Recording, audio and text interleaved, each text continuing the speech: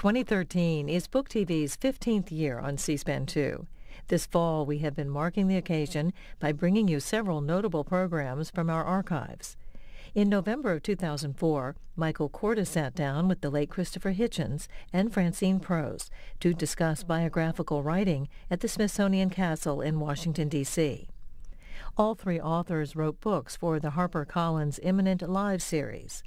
Mr. Korda on Ulysses S. Grant, Mr. Hitchens on Thomas Jefferson, and Ms. Prose on Caravaggio. This is about an hour 15. My name is Carol Bogash. I am Director of Educational and Cultural Programs for the Smithsonian Associates, and I'm delighted that you're here this evening at the Smithsonian Castle, sitting in the library, which seems like a perfect place for this program. We are here to celebrate and enjoy the art of biography. This evening highlights the first in a new series by HarperCollins publishers titled Eminent Lives, in which a number of distinguished authors will publish biographies of well-known figures central to history and culture. I want to thank all of you who are members of the Resident Associate Program for your membership and for coming out for programs like this one tonight, and for all of those who are not members of this Resident Associate Program, we hope that you'll join us. To discuss the art of biography tonight, we are delighted to have Christopher Hitchens, Francine Prose, and Michael Korda as our guests. Their discussion is moderated by Mark Pachter, the director of the National Portrait Gallery and editor of Telling Lives, the Biographer's Art. Christopher Hitchens is the author of more than 10 books, including recently A Long, Short War, the Postponed Liberation of Iraq. He contributes a monthly essay on books to the Atlantic Monthly, which I go to first when my magazine arrives, and is a contributing editor to Vanity Fair. He is also the author of the forthcoming biography of Thomas Jefferson. Can't wait for that. Francine Prose is the author of a dozen novels, among them Bigfoot Dreams and Household Saints. Her most recent work was The Lives of the Muses, 9 Women and the Artists They Inspired, in addition to a new novel to be published in March titled A Changed Man. Her forthcoming biography for the Eminent Lives series is on Caravaggio. Can't wait for that either. Michael Korda is a writer of both fiction and nonfiction, including Another Life, a memoir of other people, Charmed Lives, and The Immortals. He is also editor-in-chief and corporate vice president of Simon & Schuster. His book for the Eminent Lives series is Ulysses S. Grant, which is available for sale and signing this evening. So I can't wait to get that. This series on Eminent Lives is edited by James Atlas. Mr. Atlas was a staff writer for Time and assistant editor for the New York Times Book Review and the New York Times Magazine, as well as contributing editor to The Atlantic, The New Yorker, and Vanity Fair. Mr. Atlas is the founder of Atlas Books and the author of several biographies, including Delmore Schwartz, The Life of an American Poet, and Bellow, a Biography. We have a stellar group of speakers for you this evening. So we're delighted that you could be here and that they're here. And would you please join me in giving a warm Smithsonian welcome to James Atlas.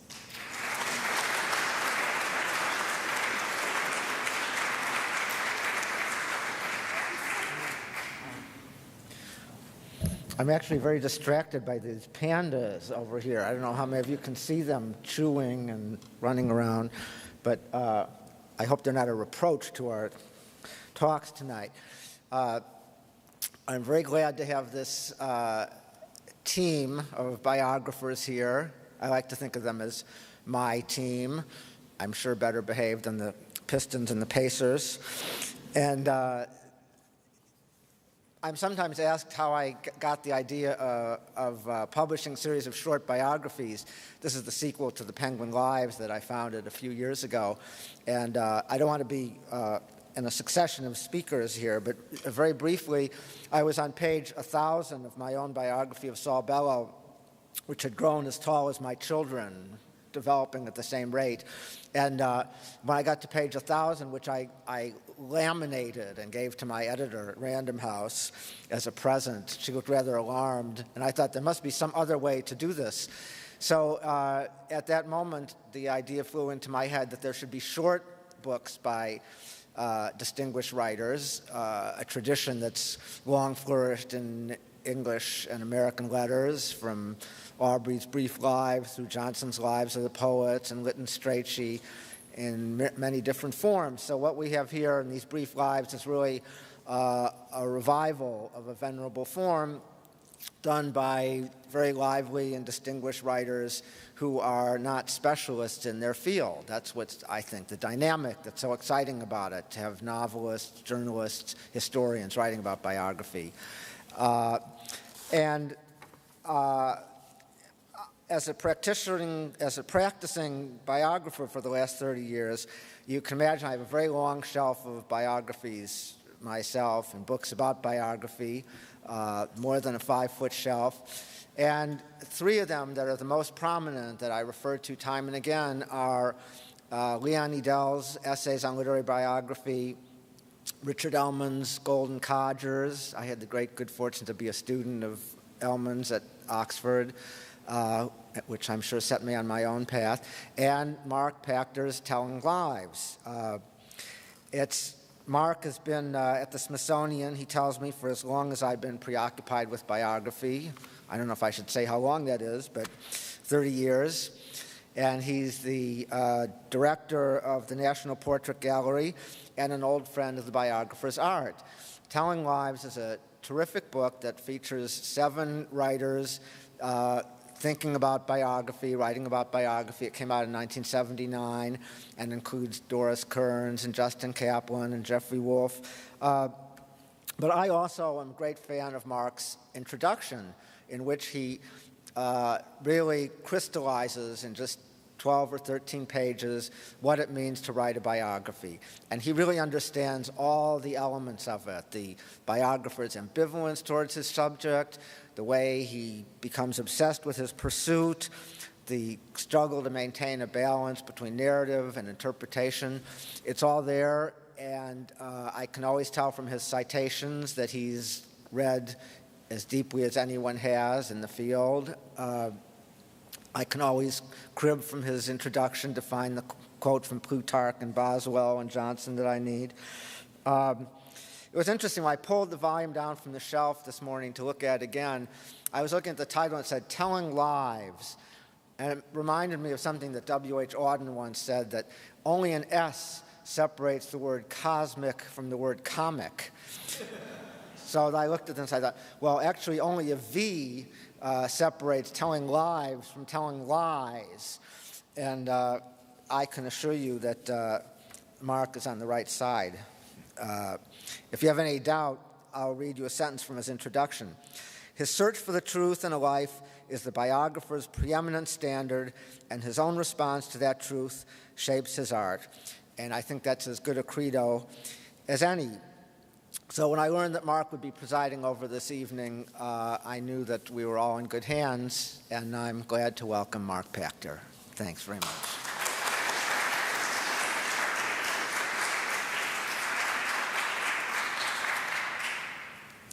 Well, put that way, I'm a hard act to follow. So I won't say very much because we really want to get to the proceedings tonight.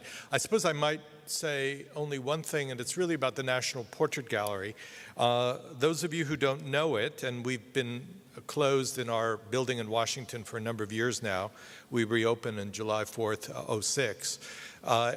You might think, well, what is an art historian doing fascinated by biography? And I would simply say this to situate myself in this inquiry, that the National Portrait Gallery is not principally about portraiture understood as a visual art. It is a national institution of biography. It is really a place of portrayal. And so when I got there initially, I immediately wanted to establish that fact in a broader sense by having the discussions which led to telling lives. And of course, the pun was intentional, the possible pun, when I did that, because I wanted people to understand biographers as portrayers or portraitists. And I find, and it's my segue into the evening where I will invite the panelists to come up, that a lot of the language to describe modern biography is borrowed from portraiture when it wants to be succinct and artful. And that certainly is the match we're looking for. Words like a profile. Sometimes biographers actually say they are doing a portrait of an individual. And every time that happens, you have the sense that the notion of just the heap of fact that might be biography, and was it heavily in the 19th century, becomes sculpted into a particular life told by a particular voice. And that's really, I think, the kind of biography that James Atlas is inviting us to enjoy through this remarkable series. That being said, I would like to invite the panelists to come up here, and as you seat, so shall you begin.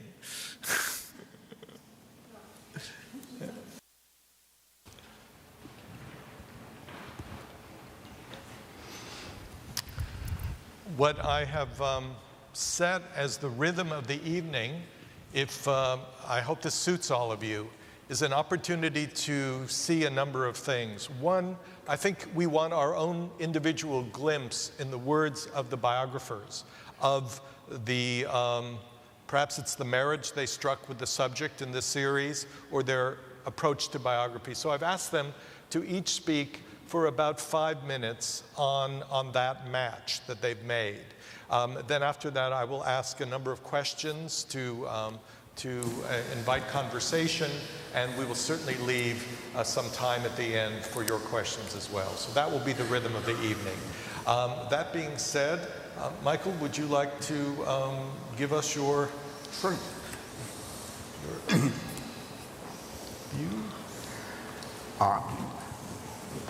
I was a voracious reader of biography by the time I was 12. And living as I did in England and going to school in Switzerland, the American Civil War was not something that loomed large in my education. In England, we had our own Civil War a good many centuries before yours, and in Switzerland, so far as I know, there's never been one. But my father kept books everywhere and never cared what you read. He had no interest in preventing you from reading anything or encouraging. And I came across the works of Bruce Catton, who is now somewhat disregarded as an American historian and thought to be too popular, and found myself plunging into the Civil War and came away from it with a tremendous and passionate fascination with the figure of Robert E. Lee. That is a fascination shared by more people than not. Lee is still an enormously iconic figure and an enormously admired figure. And it took me 2 or 3 years of reading into the Civil War before it occurred to me that Lee had been beaten by Grant. Also, that Lee, like Rommel, was a bad general, or good general rather, in a bad cause, because no matter how you cut it, the cause was rebellion and slavery and disunion. Whereas Grant was a good general in a good cause. And so I got interested, more and more interested, in Grant, whose awkwardness, whose shyness, whose ferocity in battle, whose skill at handling large numbers of men, seemed to me extraordinary, and also seemed to me to have received not sufficient respect. When the great presidents are toted up, there's always a column in magazines for the bad presidents, and Grant always appears either below or above Harding. I did not feel he belonged there. And early in coming to grips with the question of who Grant, this elusive and shy figure, who is, by any standards, the greatest general America has ever produced, and by any rational standards, a significant, important, and excellent president. Grant himself defined what made me write his life in his own writing, for he is also, of all presidents, and certainly of all generals, the best writer. And his book is one of the few nonfiction books that is a piece and a part of American literature. He wrote, "I read but few lives of great men, because biographers do not, as a rule, tell us enough about the formative period of life. What I want to know is what a man did as a boy." And I decided that's what I want to know about Grant. I wanted to know the boy who became the victor of Shiloh, the victor of Fort Donelson. I wanted to know the Grant who acquired a reputation as a drunk, but still became a successful general and a president. I wanted to know who that boy was and to show readers who he was and how he became what he became. And that, I think, is, if not the art of biography, at any rate the thing that pushes most of us into writing them. Well, we will perhaps come back to that subject as broadly, but before we go on, and I'm in effect asking this of each of you, it never occurred to me to ask before we began. In this particular series, were you invited into the series and asked to choose a life, or did the editor, it may have been the great Mr. Atlas himself, did he say to you, "I've always been interested in Korda on"? So was it your choice to pick Grant, or were you given an idea? I must confess that Jim Atlas's charm and power of persuasion is such that I cannot remember the exact sequence of events that led to it. He had asked me to write a biography, and I had proposed a number of people who interested me, but did not seem to have the right kind of eminence for him. And after a couple of tries, I had wanted to do Ike. A lesser general. No, I would put him almost as an equal of Grant's. I had been tempted to do a biography of Hitler because I don't think there is a good short one. Fortunately for me, Jim talked me out of that, and I proposed Grant, which he loved. And I'm very happy because I loved the year or more that I spent with Grant, and I would have hated the year or more that I would have had to have spent with Hitler. I think that's interesting to know.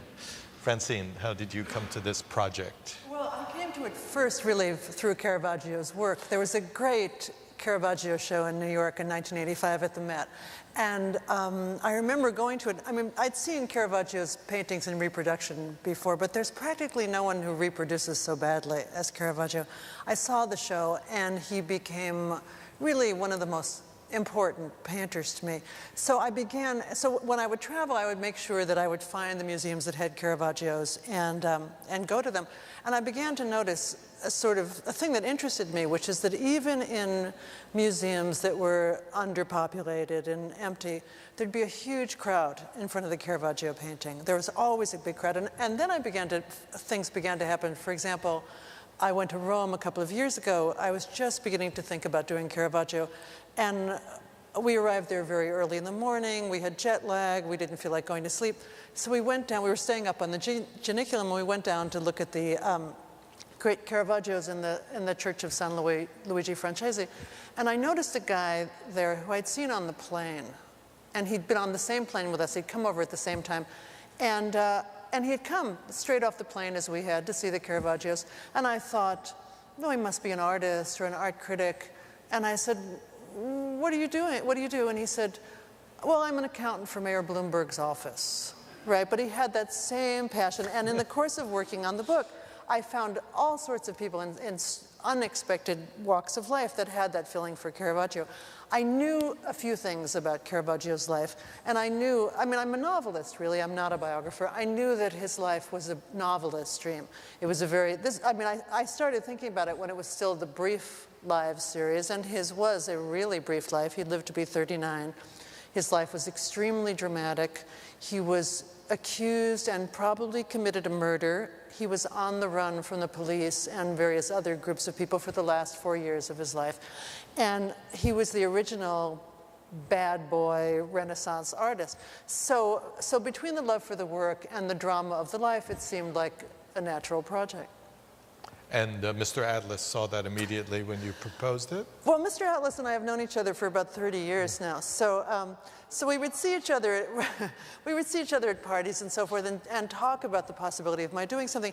And I knew that I wanted to do a visual artist. I'd begun writing art criticism for the Wall Street Journal. So I wanted to write about paintings. And we talked about a few artists, and then I guess I came up with Caravaggio, and I ran into Jim, and he said, oh, just that day someone had been in a meeting saying we should get someone to do Caravaggio, so that's how it worked out. Fate, clearly. Christopher? I've just realized it's a Hogwarts dining room that we're in. I knew it would come to me in a second, with pandas, and hard by Jefferson Street? No, this one here is Jefferson Way, I think. Yes. Yeah. There are now, I realize, there are three roads or streets in Washington, D.C. named for Jefferson. I think he's the only one of whom that can be said, and it's probably just as well because I now know there were at least 3 of him. But it's telling that there should be as many as that. I was always rather resistant to the idea of biography. I had done a couple of Strachey type debunkings of people who I thought were overrated.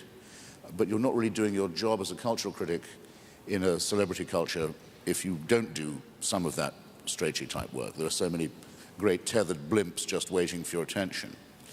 But I hadn't wanted to push it any further. I think this came out of probably some residual Marxism on my part. It was the feeling that in the telling of history, the role of the great man or great woman, the individual, is overrated at the expense of discussion of ideas or forces. When I was educated in England, it was, at least for the early years of it, it was a pageant of monarchs. We periodized our history by reigns. I don't think we stopped periodizing by reigns actually until probably the 30s. Then suddenly, if you notice, history is no longer periodized that way. We still do it by administration. Sometimes by administration, but sometimes by decades as well. America, I think, probably contributes a great deal to that form of periodization. At any rate, these were the resistances I had to overcome, and then maybe possibly some false modesty too. In other words, it seemed solipsistic to be writing in this way, and I didn't envy the life of people like Michael Holroyd for the opposite reason. It seemed to be too self-effacing. You were associated only with someone else's life. What are you going to do to have one of your own if you have to live the life of your subject all the time? So that was my frame and state of mind when Mr. Atlas, Louis Mem, approached me and said, would I like to do Margaret Thatcher?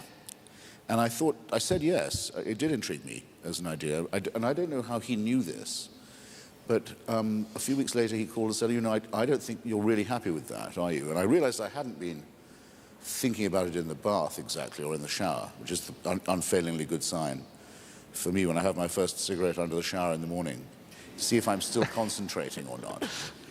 And I said, no, as a matter of fact, no. And the only other time I'd ever been asked to consider a biography was by an agent who I think thought biography would give me a position in society of some kind, and had proposed Albert Einstein. And I knew at the first shower that was wrong, because Hitchens on Einstein, it just doesn't compute. And if I thought it was ridiculous, I was fairly sure everybody else would. So then he said, well, what about Jefferson? And I realized in that instant that not only had I always wanted to write about Thomas Jefferson, but that a lot of the time I was doing so in any case, because anyone who makes America their subject is in a sense condemned. Maybe that's too bleak a word, but is at any rate destined to write or think about Thomas Jefferson part of the time. And all political conversation, to some extent, involves him. And while I live in a city that's partly his memorial, I've lived here for nearly a quarter of a century. I now know we have the same birthday, though he was born under the old calendar, had to change his birthday during the course of his life. We share it with Seamus Heaney and Orlando Letelier, among others. And then I realized that James had wanted this terse biography, and I thought how wonderful that would be. I forget of what book it is that Dr. Johnson says no man could possibly wish it longer. It may be Gibbon. But that with Jefferson, I wished he'd asked me to take a little more space. And in fact, I even asked him if I might go to the upper limit and perhaps a fraction beyond. For this reason, Jefferson is in power more or less continuously once he goes to be minister in Paris. For 25 years, very nearly a solid quarter of a century at the top of the political tree. And that is after he has written the Declaration of Independence and been the governor of Virginia and composed the Virginia Statute of Religious Freedom. So it's an extraordinary life in every way, and it's a very, very massive one. And he kept an enormous correspondence going, and he wrote a number of journals and memoirs. And I don't think now it would be possible for any one person to say that they had read everything by him and about him. I think it might be beyond the compass of an individual to have done that. But it's worth a try, and it's a huge education in what is already the great subject. That's the United States. I know I've spoken fractionally too long already, but I'll trespass a little more if I may. The project of the Enlightenment, which was part of his design and part of his declaration, was what influenced him the most. Comes out all the time, not just in the substituting happiness for property in the Declaration, but also in the paradoxes of his attitude to his own property, and in his wanting to be remembered only. He designed, as you may know, his own memorial, and it's the one that is at Charlottesville, and he wanted to be remembered only for the authorship of the Declaration, the authorship of the Virginia Statute on Religious Freedom, and the founding of the University of Virginia. That's all he wanted. Right, never mentioned to be president twice, and vice president, and secretary of state, and governor and minister wasn't, he thought, that much worthy of notice. And even when he designed the Lewis and Clark expedition, and to some extent even the Louisiana Purchase, he was thinking of nation building, certainly, but he was thinking of building a new kind of nation that was based on a secular and scientific approach to life and to humanity. And one of the things that interests me most is his utter contempt for all forms of religious faith, which is a contempt that I personally share. And that's probably never been more germane than at the present. The idea of whether the United States is or is not a secular country. The other problem is too many forerunners. I mean, the Dumas Malone biography, which is the quarry from which the trucks still rumble away with chunks of stones. In my book, I actually say, I wish I could do to it what Jefferson did to the Bible, namely take a razor blade and cut out all the superfluous junk and see what we're left with. The Malone book is in a way a disgrace, and someone needs to far outdo me and do a replay. Merrill Peterson's Rivalry is worth mentioning, I think, here. Very good, shorter but solid book. And then, just because everybody asks about Sally, I've never met anyone and told them about the project who hasn't asked me about this. I should simply say that I do not see why there's ever been any controversy about this at all. I do not see how anyone could look at that evidence and be in the smallest doubt that Jefferson was the father of those children. Long before the DNA tests were made, long before even Annette Gordon Reed's brilliant book, it's staring you in the face. And so it was fascinating for me to find that many people vastly senior to myself and much more qualified could have examined that evidence and either concluded that it didn't point in that way or that it was ambivalent. And so I've done a chapter just on that, as I felt I had to do. Sorry, ladies and gentlemen, but my subject just lived a lot longer. And I think the point of being consumed by the subject is exactly appropriate. One thing on Jefferson and then a general question, and that is that it's not only the name of the streets that are after Jefferson, but there are three, I think only, but particularly domes that are precisely meant to evoke Monticello. The Natural History Museum in the old west wing of the Art Museum, the National Gallery, and then actually, whether it was intentional or not, it speaks to the other two, the new National Museum of the American Indian. They're all, in effect, tributes to the Jeffersonian ideal. He even has a form of democracy named after him, which doesn't happen to everybody. Yes, indeed. Well, now the broader question, which takes off from each of your characterizations of your passion. I'll start with an anecdote which would add to this point, and that is that I had the interesting experience of being with David McCullough the day after he had told his publisher to take back the $1 million advance he had gotten to write Picasso. And he had tried hard for a year writing Picasso and decided he just couldn't do it. And I think it was a matter not of expertise in his point of view, although he was the first to admit he wasn't an expert on art. It was a matter of sympathy. And that brilliant publisher of his said, instead of accepting the $1 million back, whom would you like to write about? And he said Harry Truman. No. And that led to it. So the question I want to ask you is the question of sympathy. I think we felt some of it in your descriptions of your subjects, but have you found it necessary to feel sympathetic toward your subject? We have the straight-y notion of sort of taking your subject on, but have you found it important to have a feeling that this is a life that you can evoke and admire? Or is admiration not critical to your telling of the story? I would first like to say that having been David McCullough's editor for 25 years or so, yes, that this is an anecdote that I can vouch for. I am the publisher. Oh, it is true. Yes. Good, good. Well, congratulations. And that leads me to say something which I feel, but which I've never properly analyzed. The art of biography would be limiting if we limited it only to those subjects whom we liked or felt we would be comfortable with. Hitler is a perfect example of somebody with whom most of us would certainly feel uncomfortable, but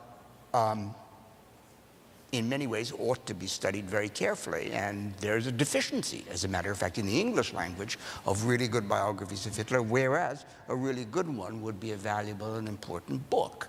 So I think that we can't limit biography or think about biography as if it were a form of fan mail.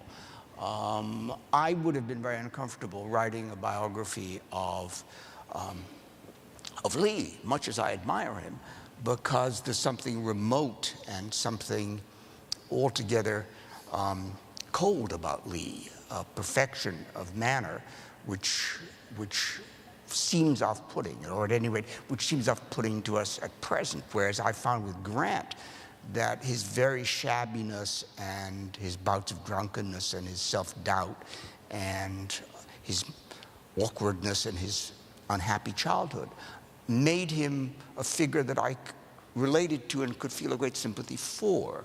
So I think that the biographer really has to decide whether you're going to be a full-time professional at it, in which case, as was the case with Harold Nicholson, when the call comes from Buckingham Palace to honor you with the task of writing the definitive official biography of George V, you say yes and accept the fact that it will be 5 years of work and you'll get a knighthood afterwards, and that's perfectly respectable.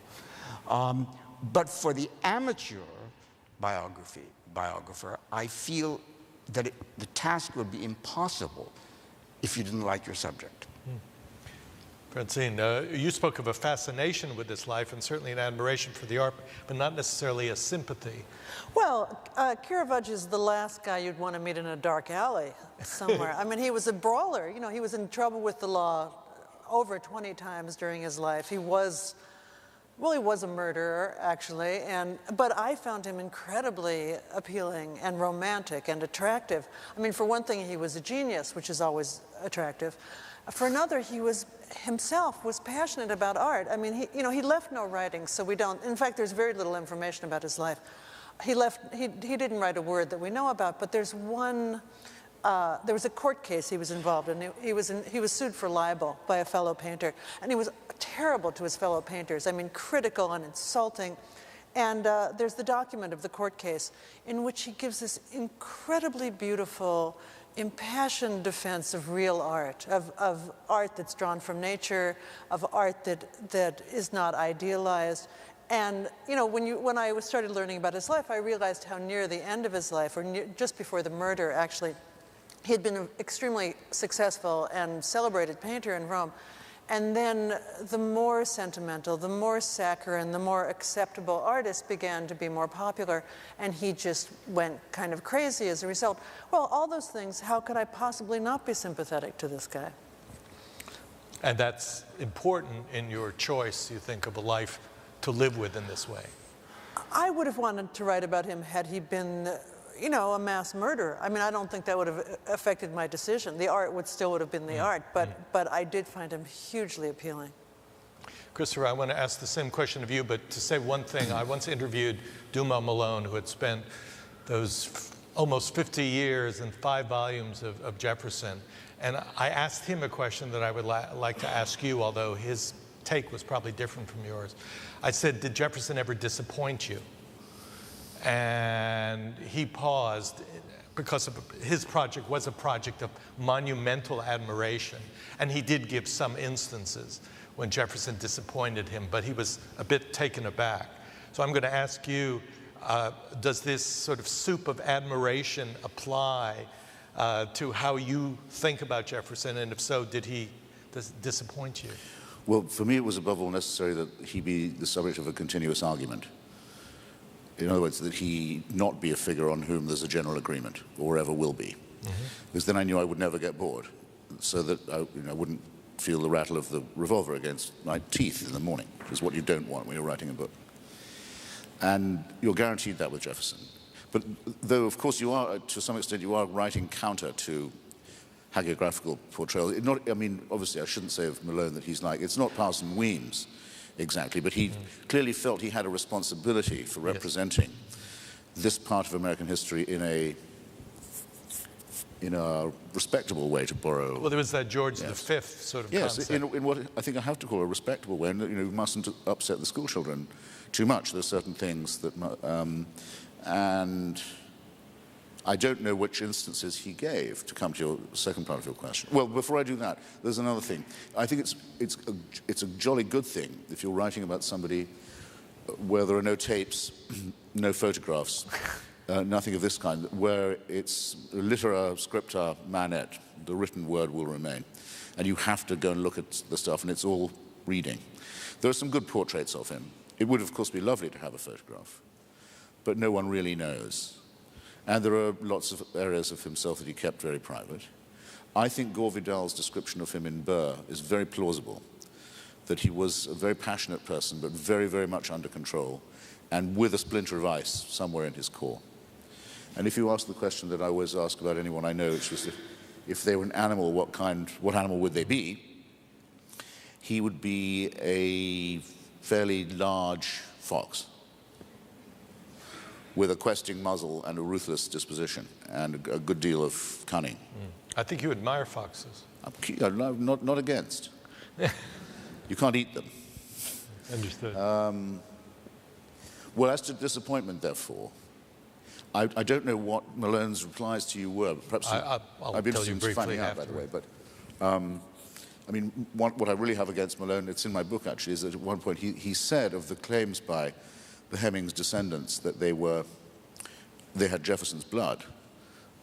He said, well, that's just what you'd expect. They're just trying to make themselves more pedigreed. He said, it's just like what some farmers and stock breeders do coming showtime or race time.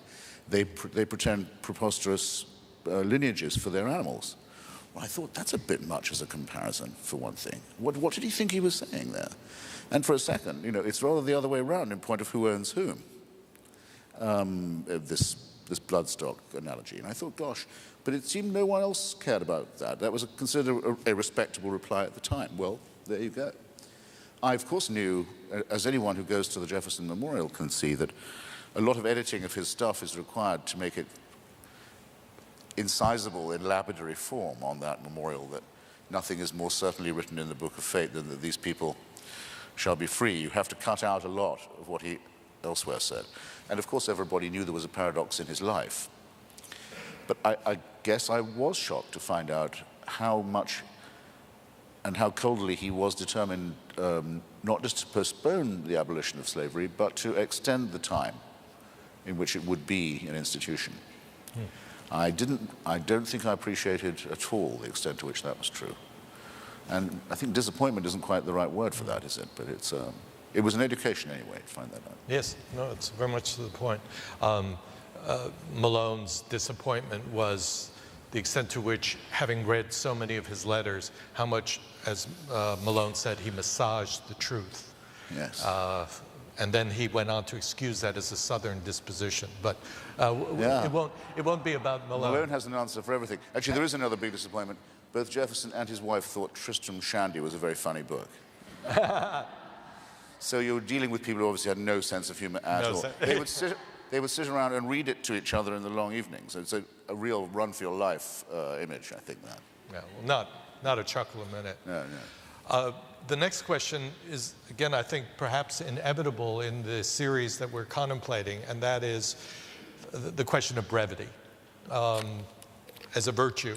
I think James actually suggested, maybe I didn't hear it while I was just basking in the glory of what he was saying about me, but I think he did suggest something about it being more comfortable to do a short life if you're not actually an expert on the life, which I think we would mean either as a professional biographer or not necessarily that, but somebody who wasn't immersed before in the life. But I wonder if that's the only issue in brevity.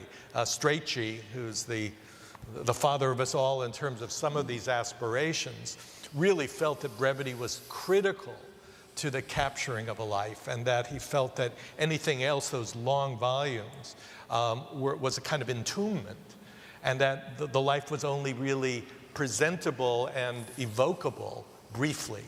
Now, that being said, that was Strachey, but Michael, what about the sort of the length of either time invested in the project and in the form itself? Do you think it suits? But to answer it, you know, I wrote a biography of my father and his two brothers called Charmed Lives, which was a very long book.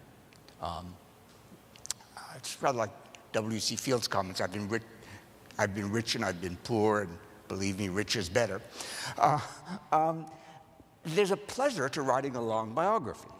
You can play with the materials, you can put them in, you can deal with people's correspondence, you can sum up long lives, you have more room to play with, and that was, for me, a great experience. And if somebody had said to me, you can write a biography of Grant, but it can't be less than, say, 700 manuscript pages, that would not have daunted me at all. In fact, I think I would have been somewhat energized by that and done it happily. I think it's in some ways more difficult to condense a life into a short form. And indeed, I think one of the challenges that Jim Atlas presents his authors with is not just to write about somebody who interests them, which is kind of a form of saying, put up or shut up. If you're that interested, do it, which is very smart. But the other is to say it must be of this particular small length, so that you have to condense. You have to get the whole story into a very small number of pages. It's a biographical sonnet. Yeah, I think that's a most interesting challenge. If you take Grant, for example, to me, if anything truly astonished me and pleased me, it was my ability, or so I fancy, to make Grant's campaigns and battles crystal clear to a non-military reader in a very short form and without maps. Mm-hmm. And if I had to sort of put my hand to anything and say, I'm amazed I could do that, that is the thing that amazes me the most. So I think it is a challenge. Certainly the bigger the life, the harder it is to get it into 160 book pages. But it's a fascinating challenge, and it's what makes writing these biographies such an acute pleasure, is that it's different from anything else we do as a writer. Other books, by and large, we go on and on and on and on until we feel we finally wrung the subject to death. You can't do that with a book this thick. Running the subject to death is a rather nice description for biography, but yes. Francine, when Jim posed this not only as a topic, well, you had the topic, but as a length, was that daunting, or was that exactly what you had hoped for? Well, I was in a very different situation than Michael and Christopher, because if I were to write down everything that was known and everything that was known for a fact about Caravaggio's life, the book would have been about 15 pages long. So then the question is, what else I wanted to put in the book besides Caravaggio's life? I mean, certain things seemed important to me. That is, what Rome was like during the time in which he lived, what the social and political climate during the different papacies was. And contemporary art history. I mean, there was a very, very good biography of Caravaggio published about 10 years ago by Helen Langdon, and in some ways, I didn't have much to add to that. But what I did have, so in a way, being able to concentrate it and compress it was great for me. But also, I knew that I wanted to be able to write about the paintings in a way that they hadn't been written about. So I could take everything about the life, a certain amount about the surrounding history, and then just write as much as I wanted about the paintings, which was ideal for me. Christopher, does size matter? Obviously, the hardest person of all would be William Shakespeare. So all books about him have to be Shakespeare and his time, or something of the sort, because we know practically nothing. If I may put in, Bill Bryson is doing Shakespeare for us. I remember thinking I took my rug off to Bryson. And at this length, too, because he's got to do it medium length. I mean, you could do it a little. Anyway, well, as I've said already, I shouldn't labor the point, but with my subject, quite large books, or a series of books have been written about just the Louisiana Purchase, or the Lewis and Clark expedition, or the Barbary War, as it's commonly called. Actually, very little known part of Jefferson's life, the decision to go to war with the Islamic tyrannies of North Africa. So I was spoiled for choice as far as all that went. What one tries to do, I think, is to find something that's vaguely thematic. In other words, well, here is the same story, but it's in a different form. The same things are operating on Jefferson when he's doing apparently quite discrepant policy. And so by doing that, you can fold it in a bit. I hope I've managed to do that. And then I can share a corny theme with you, if you like. Want to share? Well, the 4th of July is generally agreed to be the date of American independence. It probably isn't, but it's the one that they decided, they hit upon to agree on. That was the day of the Declaration. And it is also the day on which the Louisiana Purchase is announced in the public prints in Washington, which is also the day that Lewis and Clark say goodbye to their master and leave for Pittsburgh to set off for the West. And it's also the day on which Jefferson dies, on the same day as John Adams. So there are ways, again, of sort of hanging out a line and draping various things along it that give it some shape. And also, by the way, you're going to need this line because you have to have the thread of Ariadne in the labyrinth and something to follow and hold on to yourself. The three themes, I'm really referring back to what Michael said about the childhood and the becoming the subject, becoming the individual, and how each of you balance these elements. It really also speaks to what Christopher just said. Once Edmund Morris said to me that who did not write a short biography, is still writing the biography of. He could, but he hasn't done. In fact, he thought originally it was just going to be a screenplay, as you know. But is he? Who is he? Keep doing this. Edmund Morris. Whoever you can think of, Atlas has been there Beethoven. first. Yeah. Well, Edmund Morris is a passionate pianist, so he would have loved that. But in the Theodore Roosevelt, basically he's given the arc broadly and then devoted a separate book, the sweetness of youth, as he would put it, the rise of Theodore Roosevelt, the period of power, Theodore Rex, which we've seen, and then the one he really wants to write about, which is the decline. That's the Greek arc that he's interested in. In your books, have you weighted it toward any one of these periods in the life, childhood, period of sort of consummate achievement, and then decline. Caravaggio didn't have time for decline. But to start with Michael, is it really heavily weighted toward the young Grant? I would say yes, but I would do the same for almost anybody. I think that without exploring in depth somebody's childhood, you're leaving out the most interesting part, and the part that enables the rest of the life to make sense. Once you know the child, then very often the adult person becomes much more knowable. The less you know about the child, the more in doubt you are about knowing the adult.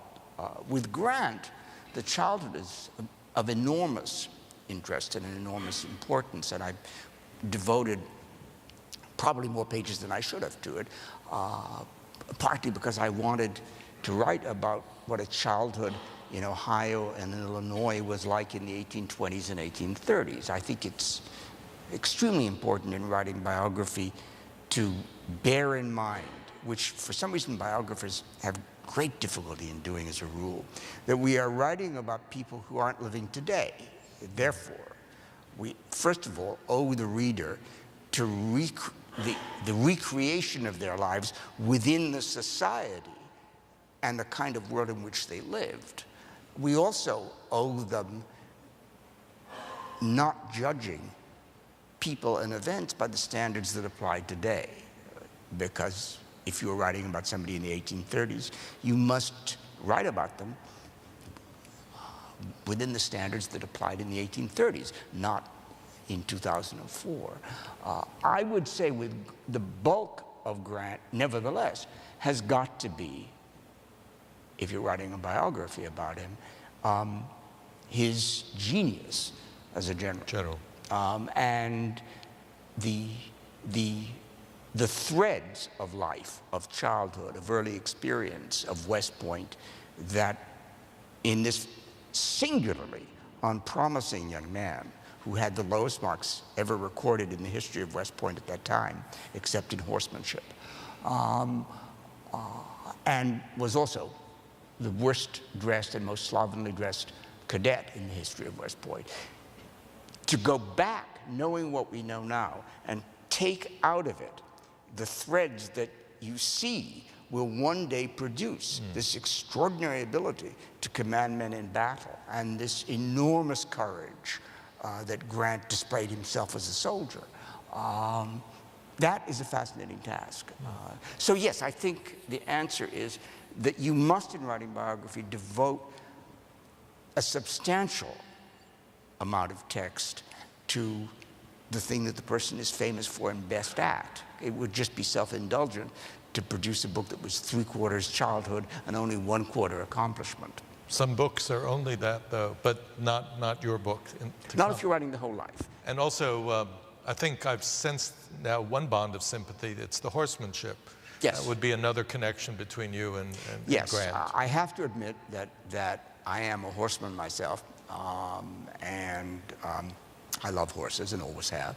And that one of the things that has always attracted me to Grant was that at the age of 10 or 11, he was a self-taught horse whisperer, and people brought him farm horses from all over Ohio and Illinois that were intractable, that bolted, that kicked, that couldn't be ridden. And this 10 or 11-year-old boy, without knowing how he did it, could gentle them, whisper to them, and hand them back to their owners, cured. And if that isn't an attractive trait in a man who was later on to become a general, I don't know what is. I think we discovered the real reason why you wrote that book. Francine, in the short life of Caravaggio, do you look at this as the sort of segments of growth? And well, I decided to begin the book with the end of Caravaggio's life, with the last 4 years of his life. The murder was committed in 1606. And in Rome, and he left Rome, he fled to the hills outside Rome. Then he fled from Rome to Naples. He was doing okay in Naples, he was getting commissions. He fled Naples for some unknown reason. He went to Malta. He became a Knight of Malta, which was very unusual. He got into trouble. He was imprisoned. He escaped from prison. He fled Malta. He went to Sicily. He went to Syracuse. He got a commission. He painted one of his most beautiful paintings. He fled Syracuse. He went to Messina. He was accused by a school teacher of looking oddly at some of the schoolboys at play. He fled, he hit the guy, he fled, and so forth and so on. Went back to Naples, died under mysterious circumstances going to Rome. The astonishing thing to me about that period in his life was that he continued to paint. He was never anywhere for more than a few months. He continued to get commissions, and he did some of the most extraordinary, moving, gorgeous paintings of his career. So it seemed to me that those years concentrated everything that was most violent, turbulent, and mysterious about his life. So that's where I started, and then I moved back to the beginning from there. And the arc of Jefferson's life as you... Again, very long. He's more than 80. I mentioned the Parson Weems School of Sentimental Hagiography before.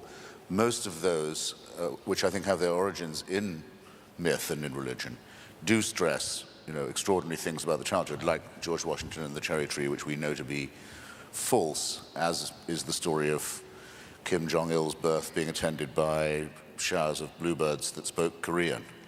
As is all the stuff that we're about to have to go through celebrating again next month, all balls from beginning to end. And I'm very glad that there's almost none of that in Jefferson to be quarried from, as far as I can just can't know it. I mean, I haven't been as lucky perhaps in my subjects, but I mean, it's the bit in most biographies that I find most irritating. And in Jefferson's case, we know his own autobiography doesn't really mention his childhood at all. He says somewhere else, it's in a letter, his first memory is when his family was moving house and he was carried on a cushion by a slave whose name he knew, or later knew. He knew which slave it had been. A little boy lying on a cushion being carried. And of course his life ends on a deathbed surrounded by unpaid domestic labor. We know, but we don't know why, he did not like his mother at all. And obviously that, for most biographers, would be something far too good to miss. I mean, we know that that has to be important. It's very rare and it must be suggestive. But he didn't like Mama, avoided all mention of her when possible, didn't give a damn when she died. Can't think of anyone else except Gore Vidal who could say that. Quite respected his father, clearly. Was very lucky. For him, his life begins with his education, which is very good because he is a man of the Enlightenment and of great learning and he's one of nature's bibliophiles as well. So, and he's lucky with his teachers, very lucky with his teachers in Virginia.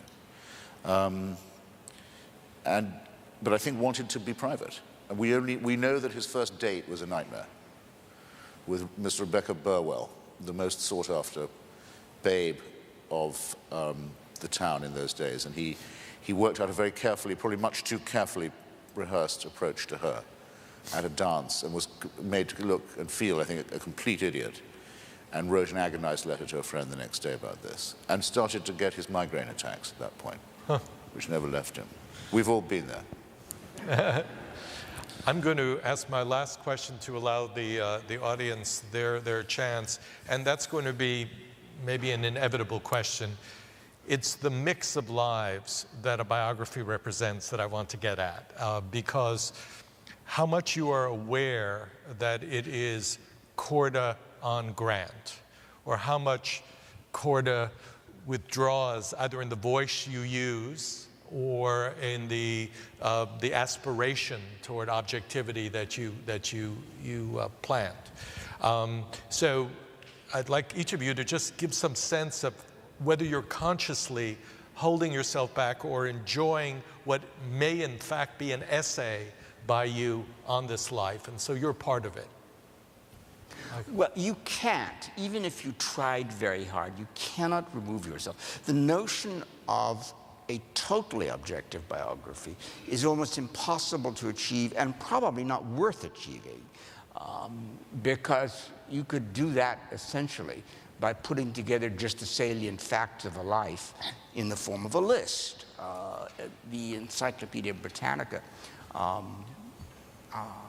provides pretty good objective biographies of almost anybody you can think of, and they're quite concise.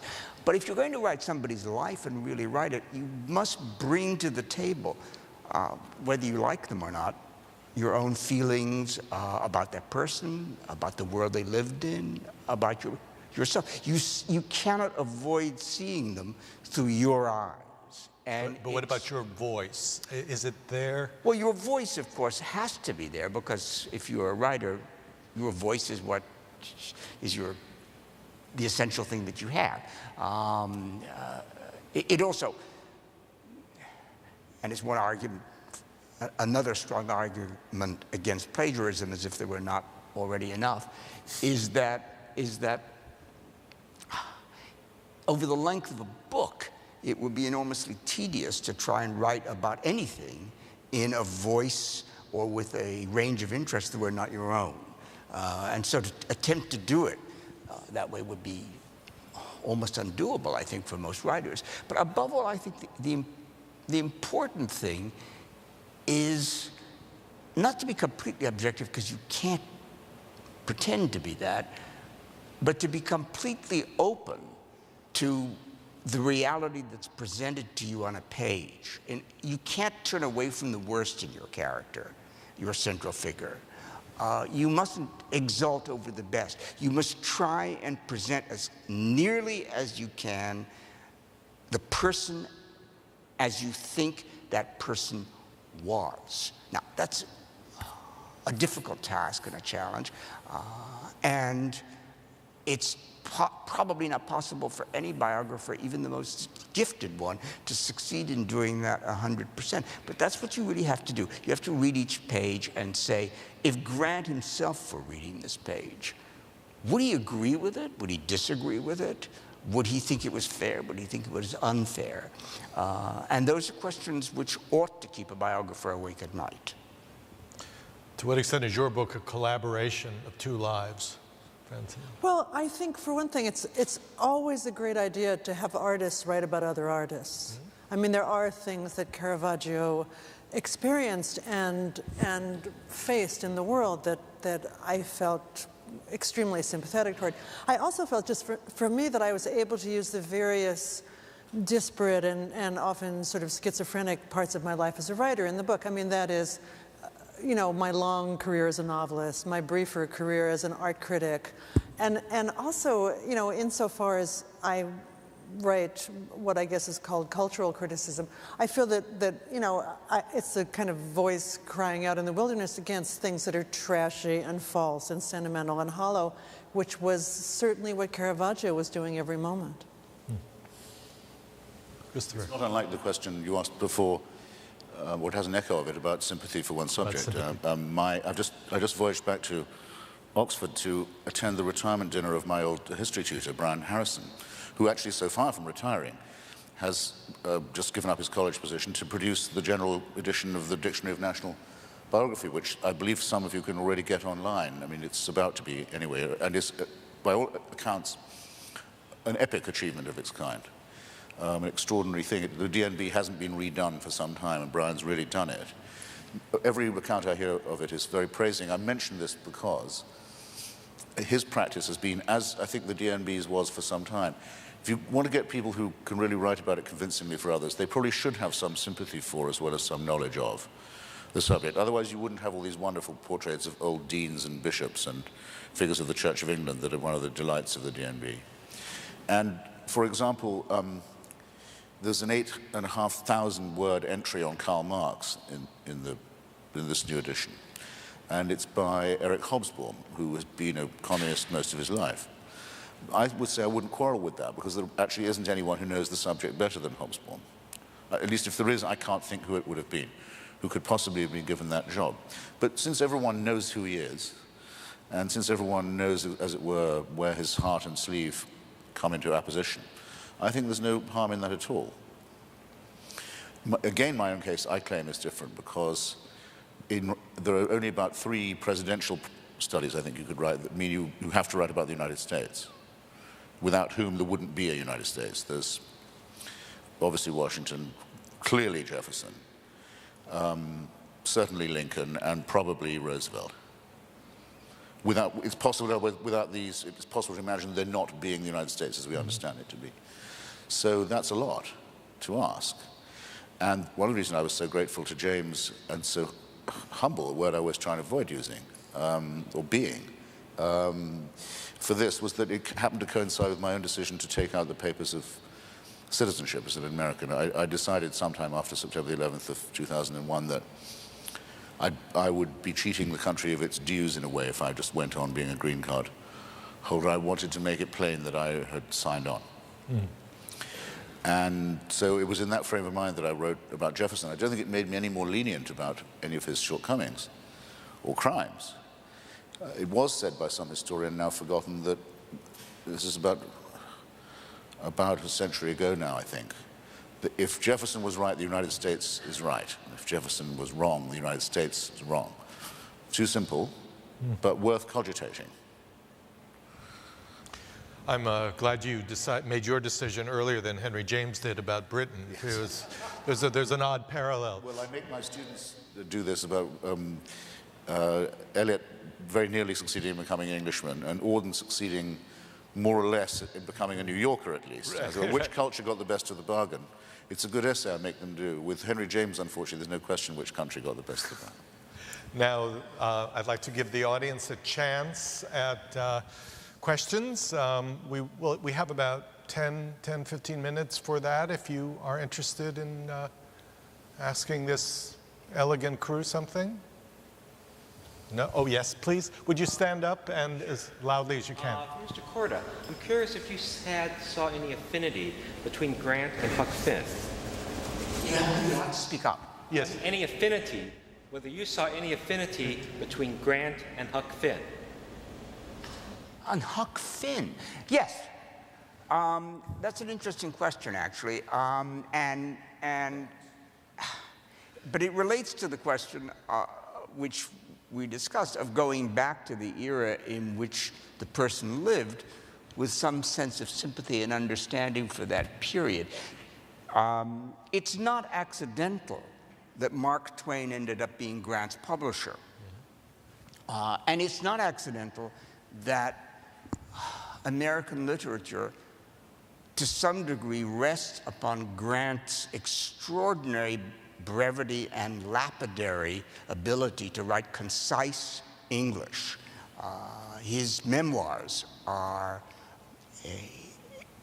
an amazingly readable, an amazingly well-written book, but are a lesson in how to write brief, short sentences from which Hemingway, Gertrude Stein, and any number of American writers who grew up in the heartland derived their style.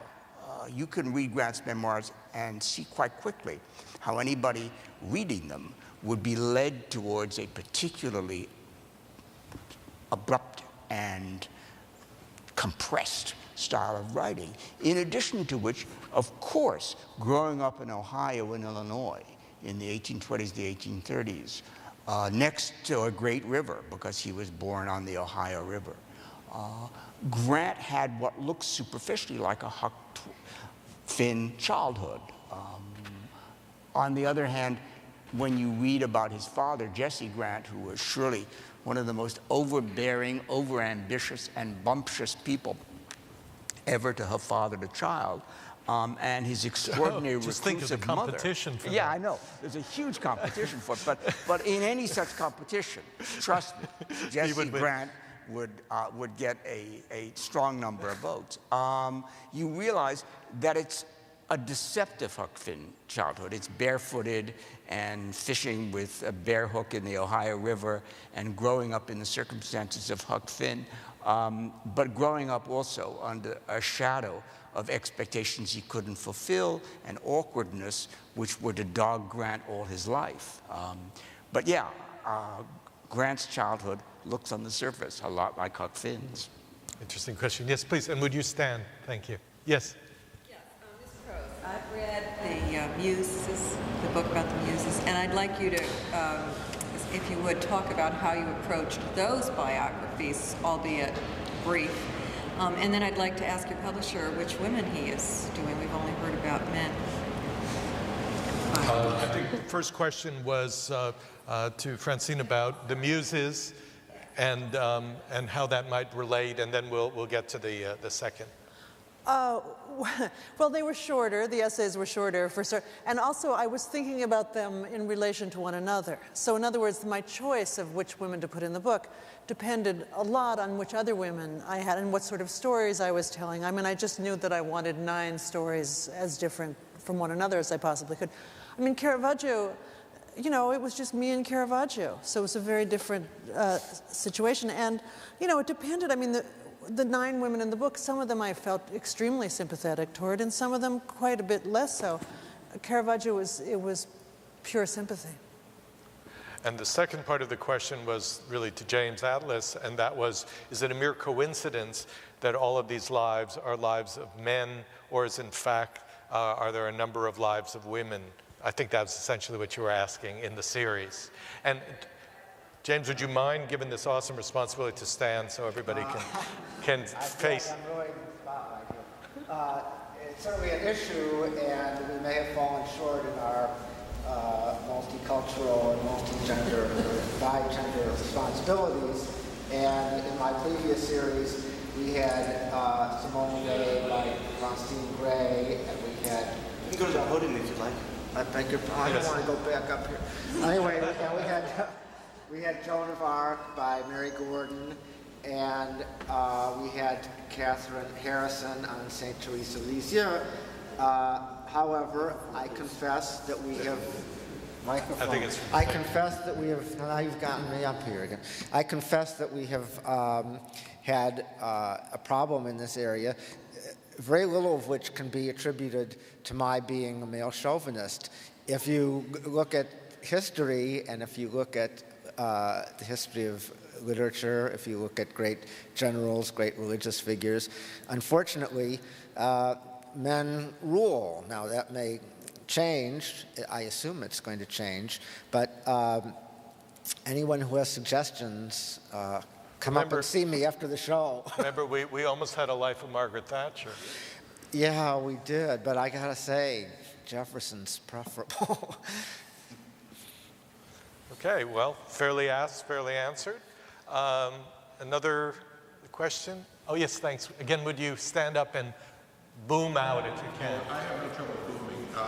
This probably is a variation of the last question you asked, but it's a question about imagination. When you write history, of course, you have to have a certain amount of imagination, but are you aware, do you have some sort of internal monitor that tells you at a certain point when you're lapsing into the area of speculation? Francine, you're a novelist, that must be an irresistible temptation, especially when you don't have many source materials to work with. Christopher, just the opposite, because you have so much to work with.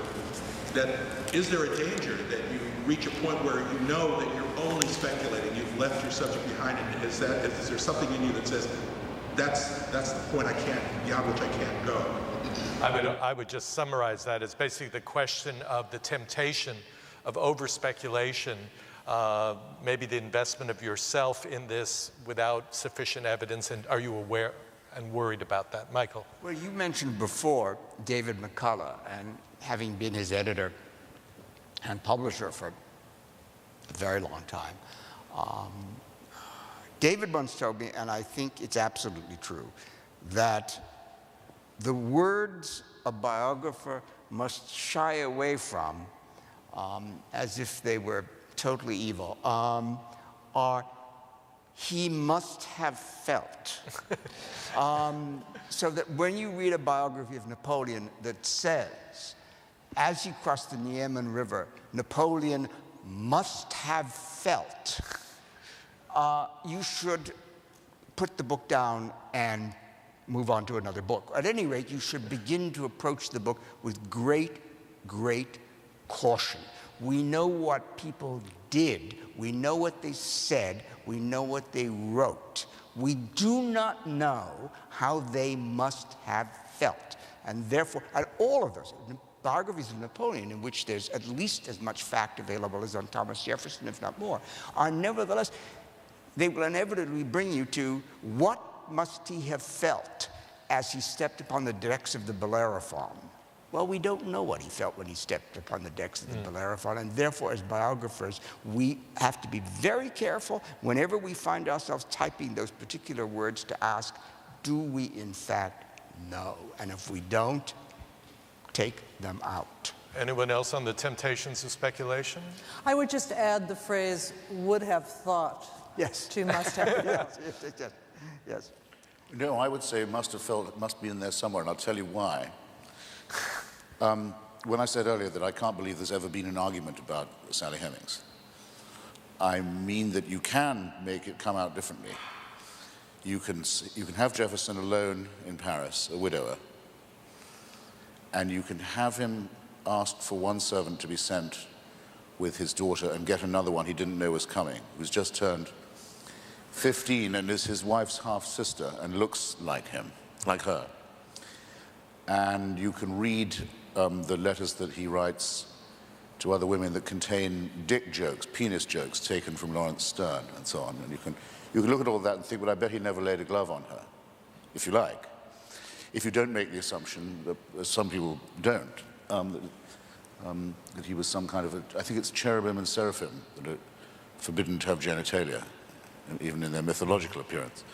Well, if you don't think he did, then you don't know what he must have felt. But if you do think he did, then you do know what he must have felt. If that isn't a full response. He must have looked at her and thought, all my birthdays have just arrived in Paris at once. That's what he must have thought. I can be confident of it. It would be nice to have a picture of her, I must say. It would be really, really good to have even a painting, even. We don't have a thing, but we have some very good descriptions. He must have felt wow. We have time for one question more. That may have neatly summed it up. Okay. Oh, yes, please. And again, stand. I was wondering if any of you have ever considered writing about a person who is still living. Just to repeat the question, have you considered writing about a person who, or have you done, a person who is still living?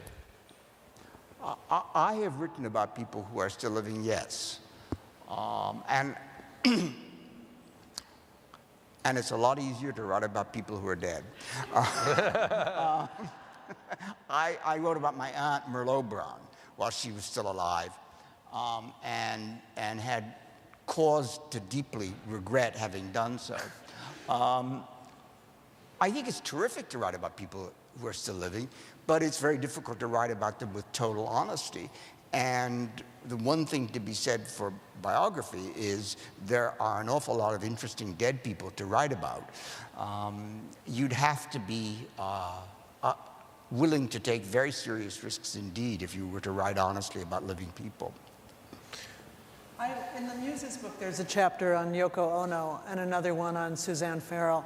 And I spent a lot of time on the phone with the HarperCollins lawyers. Almost as much time on talking to the lawyers as I did writing the chapters. So that was a cautionary experience for me. And you weren't related to them? No. The lawyers too, I've written, it would be a very kind friend of mine who would call either of these Stracheian, but they were intended as polemical revisions of existing reputations. One case of William Jefferson Clinton, and in the other case of actually a client of Mr. Korda's, Henry Kissinger. And the purpose of the two books was, in the first case, to try and shorten the political career, and in the second case, if possible, to try and shorten the life. Okay. Didn't work, unfortunately. Indeed, Jane. Didn't succeed in abbreviating either, I have to say. Since I spent 11 years writing a biography of Saul Bellow, who's still alive, don't do it. Well, I think on that note, wonderful that you had the last word.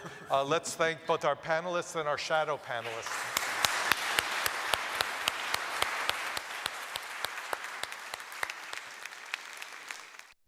Visit booktv.org to watch any of the programs you see here online. Type the author or book title in the search bar on the upper left side of the page and click Search. You can also share anything you see on booktv.org easily by clicking Share on the upper left side of the page and selecting the format. Book TV streams live online for 48 hours every weekend with top nonfiction books and authors. booktv.org. When did the U.S. slave trade start, and how did it start? Well, the U.S. was involved in the slave trade from the moment that we sort of began as a colony of Britain. And indeed, one of the interesting things about U.S. history is that in the Constitutional Convention, there was a compromise between the states that had slaves and the states that didn't. And the U.S. Constitution said that the federal Congress couldn't take any action against the slave trade until 1808. And the U.S., at the first moment it could, in 1807, President Jefferson sent legislation up to Congress that banned participation in the slave trade by U.S. ships and U.S. persons, and Congress passed that. And so in 1808, the U.S. prohibited the slave trade, which was a long time before, of course, slavery itself ended in the United States. But the issues were seen as different, and even Southerners were in support of banning the slave trade. Why were Southerners in support of that? There were a lot of different reasons. One was that it was perceived as the more unjust or inhumane part of the traffic, but also they had an economic self-interest, right? They already owned slaves, and the environment in the U.S. was such that slave mortality was not as high in southern plantations as it was in places like Cuba or Brazil, where slaves really didn't live for very long because of the environment and the diseases. Here in the U.S., if they were well treated, as well treated as they could be, they would live for, a decent lifespan. And so slave owners perceived that actually by banning the slave trade, that would increase the value of the slaves they already owned, because it would limit the influx of slaves and the ability of their neighbors to buy new slaves. So it was an odd coalition, really. Well, Jenny Martinez, you have a chart in your book here that shows the, and I want to use the word importation of slaves, correct? What is this showing here? A real spike. Yes, there's a real strong spike in the number of slaves entering the U.S. right before 1808. Right before we ban it, because everyone knew that as soon as that clock turned in 1808, that Congress was going to ban the slave trade. Well, the other half of your book is about the international human rights law. Yeah. When did human rights laws start becoming part of this discussion on the slave trade? Well, really around the turn of the 19th century, but what's really interesting is that people think that international human rights law is entirely a product of the 20th century. That is, in most of the conventional accounts, people say it was right after World War II. So the Holocaust happened. As news of that came out, a bunch of things happened right after World War II. There were the Nuremberg trials of the Nazi war criminals, similar trials in the Far East. The UN was founded, the Universal Declaration of Human Rights. That's the sort of moment when everyone says, this is when international law started to look at human rights issues. In my book, I say, no, actually it was earlier. It was in connection with the slave trade that international law was first used for a human rights purpose. And so in the early 19th century, starting in 1807, 1808, when countries like the U.S., Britain was another country that banned the slave trade around then, and it began to spread throughout the countries that had been engaged in the slave trade, that this was no longer a practice that they wanted to participate in. It was perceived as violating natural rights, the same ideas of rights that underpinned the U.S. Revolution and the Revolution in France. As the Declaration of Independence says, we hold these truths to be self-evident, all men are created equal and endowed by their Creator with certain inalienable rights. Well, obviously there was a tension between that and the existence of slavery, but those ideas of natural rights were spreading throughout the Atlantic world. And also there were some religious revival movements. The Quakers, among other religious groups, were very active politically, and they perceived slavery and the slave trade to be morally wrong. And so as those groups became more active in civil society, they started to put pressure on the governments to say, hey, we've got to stop the slave trade. And because it was an international problem, all the countries of Europe that were engaged in travels on the ocean were participating in it. It wasn't something that just one country could stop. So even if the U.S. said, we're banning the slave trade, or even if Britain said, we're banning the slave trade, that wasn't going to be enough, because Spain, Portugal, France, the Netherlands, these other countries were still going to pick up the slack. They were going to begin picking up the slaves from Africa and transporting them to the New World. And so it quickly became apparent that in order to eradicate this practice, there was going to have to be some international cooperation. And so abolitionists put pressure on governments, and especially the British government was receptive to that pressure. And they began lobbying other governments to enter into treaties that would prohibit the slave trade. And at first, those treaties, like many modern international human rights treaties, were what we might call in international relations cheap talk. That is, they said slavery is wrong, we want to ban the slave trade, but they included no enforcement mechanisms. But pretty quickly the tide turned, and they said this isn't going to be enough. And so the British government began pushing for enforcement measures. And so they actually created treaties starting in 1817 that not only banned the slave trade, but created international courts to enforce the ban. More than a century before the Nuremberg tribunals, these were courts that were created by treaty to promote these human rights objectives of ending the slave trade. And what they would do is, if a ship were caught engaged in the illegal slave trade, it would be brought before one of these international courts, and if they found out that it was covered by the treaty, it was a Spanish ship, for example, and there was a treaty between Britain and Spain saying we're ending the slave trade, then what would happen is the slaves would be freed and the ship would be auctioned off. The money would be split between the sea captain who had brought the ship in and the governments that were involved. And so these international courts, as I recount in the book, heard some 600 cases, and they freed 80,000 slaves off of captured slave trading ships, which is a huge number in the scale of international courts. All post-1808. All post-1808, yes. What was the name of these international courts, as you called them? They were the treaties gave them different names. So there were a bunch of bilateral treaties between Britain and other countries. Spain, Portugal, the Netherlands, Brazil were the initial countries, and the U.S. eventually joined during the Civil War, which I'll tell you about in a minute. But they were called the mixed commissions, or sometimes the mixed courts. And the reason they were called mixed was because they involved judges from the different countries. So there would be a British judge and a Brazilian judge, for example. And if they couldn't agree, they would toss a coin and they would pick a third judge from one of those two countries to help decide the case.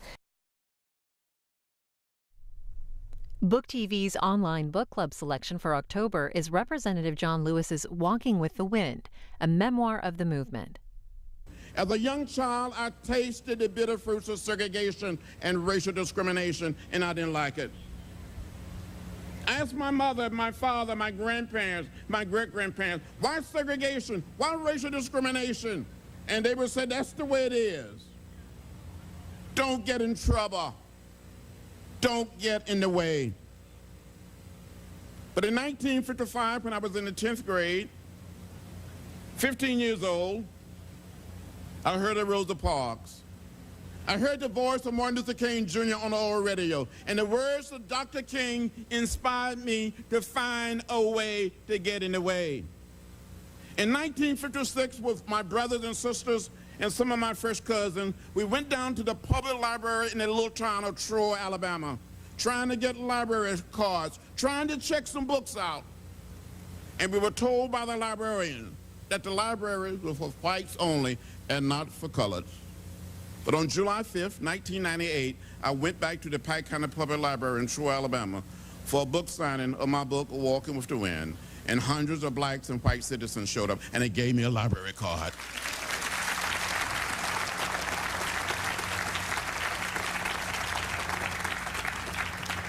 Walking with the Wind is a book of faith, hope, and courage. It's not just my story, it is the story of hundreds and thousands and countless men and women, blacks and whites, who put their body on the line during a very difficult period in the history of our country to end segregation and to end racial discrimination. No need to register to join the club. Just start reading the book and post your thoughts at any time on our book club chat room, booktv.org/book club. Every day through the month, we'll post book club-related items to encourage conversation, including links to interviews with the author, book reviews, and videos from our archives. Here's a look at some of the upcoming book fairs and festivals happening around the country. New York Comic-Con begins Thursday, October 10th. It ends Sunday the 13th. The convention is a celebration of pop culture. October 11th is the start of the Iowa City Book Festival. It wraps up Sunday the 13th. The festival presents a collection of authors from around the country. The 2013 Great Valley Book Fest takes place Saturday, October 19th in Manteca, California. Monthly essay on books to the Atlantic Monthly, which I go to first when my magazine arrives, and is a contributing editor to Vanity Fair. He is also the author of the forthcoming biography of Thomas Jefferson. Can't wait for that. Francine Prose is the author of a dozen novels, among them Bigfoot Dreams and Household Saints. Her most recent work was The Lives of the Muses, 9 Women and the Artists They Inspired, in addition to a new novel to be published in March titled A Changed Man. Her forthcoming biography for the Eminent Lives series is on Caravaggio. Can't wait for that either. Michael Korda is a writer of both fiction and nonfiction, including Another Life, a memoir of other people, Charmed Lives, and The Immortals. He is also editor-in-chief and corporate vice president of Simon & Schuster. His book for the Eminent Lives series is Ulysses S. Grant, which is available for sale and signing this evening. So I can't wait to get that. This series on Eminent Lives is edited by James Atlas. Mr. Atlas was a staff writer for Time and assistant editor for the New York Times Book Review and the New York Times Magazine, as well as contributing editor to The Atlantic, The New Yorker, and Vanity Fair. Mr. Atlas is the founder of Atlas Books and the author of several biographies, including Delmore Schwartz, The Life of an American Poet, and Bellow, a Biography. We have a stellar group of speakers for you this evening. So we're delighted that you could be here and that they're here.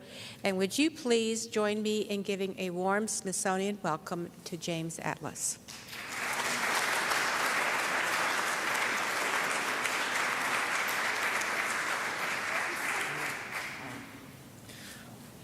I'm actually very distracted by these pandas over here. I don't know how many of you can see them chewing and running around, but I hope they're not a reproach to our... I won't say very much because we really want to get to the proceedings tonight. I suppose I might say only one thing, and it's really about the National Portrait Gallery. Those of you who don't know it, and we've been closed in our building in Washington for a number of years now. We reopened on July 4th, 06. You might think, well, what is an art historian doing fascinated by biography? And I would simply say this to situate myself in this inquiry, that the National Portrait Gallery is not principally about portraiture understood as a visual art. It is a national institution of biography. It is really a place of portrayal. And so when I got there initially, I immediately wanted to establish that fact in a broader sense by having the discussions which led to telling lives. And of course, the pun was intentional, the possible pun, when I did that, because I wanted people to understand biographers as portrayers or portraitists. And I find, and it's my segue into the evening where I will invite the panelists to come up, that a lot of the language to describe modern biography is borrowed from portraiture when it wants to be succinct and artful. And that certainly is the match we're looking for. Words like a profile. Sometimes biographers actually say they are doing a portrait of an individual. And every time that happens, you have the sense that the notion of just the heap of fact that might be biography, and was it heavily in the 19th century, becomes sculpted into a particular life told by a particular voice. And that's really, I think, the kind of biography that James Atlas is inviting us to enjoy through this remarkable series. That being said, I would like to invite the panelists to come up here, and as you seat, so shall you begin.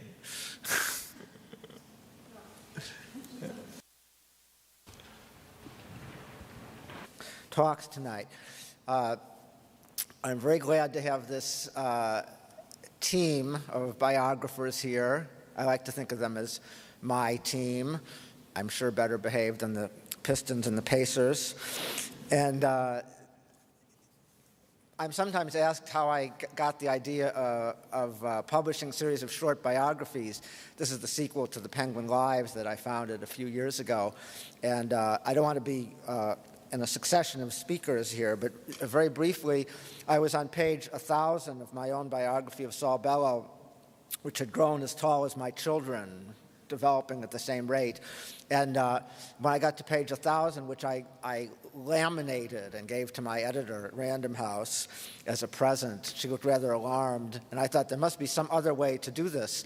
So at that moment, the idea flew into my head that there should be short books by distinguished writers, a tradition that's long flourished in English and American letters, from Aubrey's brief lives through Johnson's lives of the poets and Lytton Strachey in many different forms. So what we have here in these brief lives is really a revival of a venerable form done by very lively and distinguished writers who are not specialists in their field. That's what's, I think, the dynamic that's so exciting about it, to have novelists, journalists, historians writing about biography. As a practicing biographer for the last 30 years, you can imagine I have a very long shelf of biographies myself and books about biography, more than a 5-foot shelf. And 3 of them that are the most prominent that I refer to time and again are Leon Edell's Essays on Literary Biography, Richard Ellman's Golden Codgers. I had the great good fortune to be a student of Ellman's at Oxford, which I'm sure set me on my own path, and Mark Pachter's Telling Lives. Mark has been at the Smithsonian, he tells me, for as long. 2013 is Book TV's 15th year on C-SPAN 2. This fall, we have been marking the occasion by bringing you several notable programs from our archives.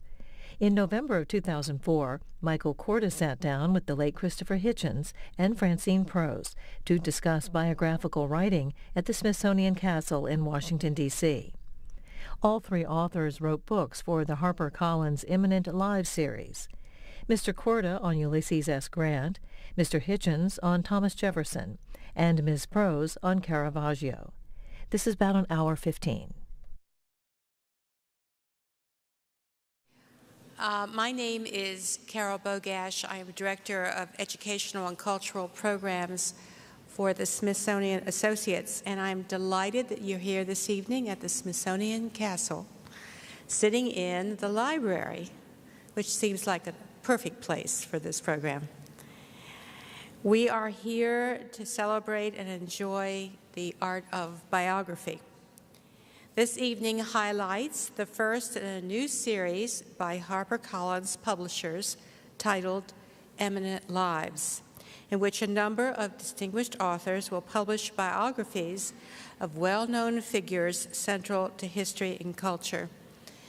I want to thank all of you who are members of the Resident Associate Program for your membership and for coming out for programs like this one tonight, and for all of those who are not members of this Resident Associate Program, we hope that you'll join us.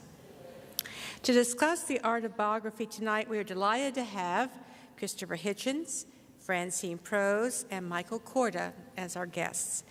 Their discussion is moderated by Mark Pachter, the director of the National Portrait Gallery and editor of Telling Lives, The Biographer's Art. Christopher Hitchens is the author of more than 10 books, including recently A Long Short War, The Postponed Liberation of Iraq. He contributes As I've been preoccupied with biography, I don't know if I should say how long that is, but 30 years. And he's the director of the National Portrait Gallery and an old friend of the biographer's art. Telling Lives is a terrific book that features 7 writers thinking about biography, writing about biography. It came out in 1979 and includes Doris Kearns and Justin Kaplan and Jeffrey Wolfe. But I also am a great fan of Mark's introduction, in which he really crystallizes in just 12 or 13 pages what it means to write a biography. And he really understands all the elements of it, the biographer's ambivalence towards his subject, the way he becomes obsessed with his pursuit, the struggle to maintain a balance between narrative and interpretation. It's all there, and I can always tell from his citations that he's read as deeply as anyone has in the field, I can always crib from his introduction to find the quote from Plutarch and Boswell and Johnson that I need. It was interesting, when I pulled the volume down from the shelf this morning to look at it again, I was looking at the title and it said, Telling Lives. And it reminded me of something that W.H. Auden once said, that only an S separates the word cosmic from the word comic. So I looked at this and I thought, well, actually only a V separates telling lives from telling lies. And I can assure you that Mark is on the right side.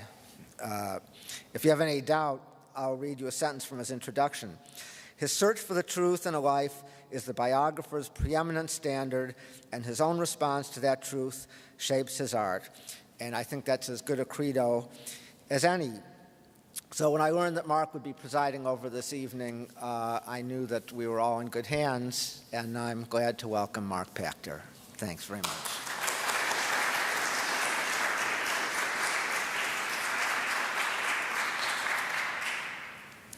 Well, put that way, I'm a hard act to follow. So